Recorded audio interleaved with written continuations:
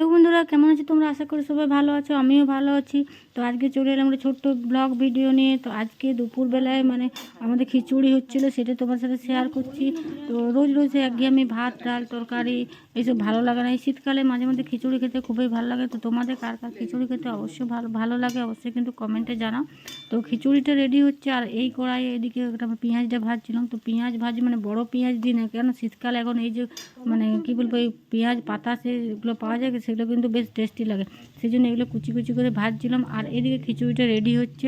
খিচুড়িতে অনেক কিছু দেওয়া হয়েছিল, যা যা সবজি, শীতকালে তো অনেক কিছু সবজি পাওয়া যায়। দেখো আমি কী কী দিয়েছি দেখাচ্ছি। ফুলকপি আছে, গাজর আছে, আর মূলা আছে, সিম আছে, যা যা ছিল ঘরে সেগুলো সব দিয়ে বেশ সুন্দর করে খিচুড়িটা কিন্তু হচ্ছে। আর শীতকালে গরম গরম খিচুড়ি, চাটনি, পাঁপড়, বেগুন ভাজা বেশ ভালোই লাগে।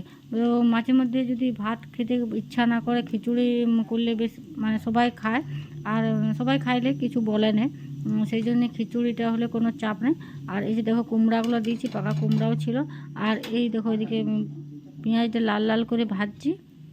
আর এই পেঁয়াজের থেকে এই পেঁয়াজ পালাগুলো তোমরা যদি তরকারিতে দাও না, তো আরও বেশি টেস্টি হয়। কাঁচা লঙ্কা 2-4টা দেওয়া হয়েছে, আর গোটা জিরা ফোড়ন দিচ্ছি।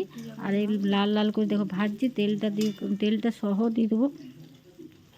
তো তোমরা কার কার শীতকালে খিচুড়ি খেতে ভালো লাগে অবশ্যই কিন্তু কমেন্টে জানাও। আর দেখা হচ্ছে একটা নেক্সট ভিডিওতে। ততক্ষণ তোমরা ভালো থেকো, সুস্থ থেকো, আর টাটা বাই।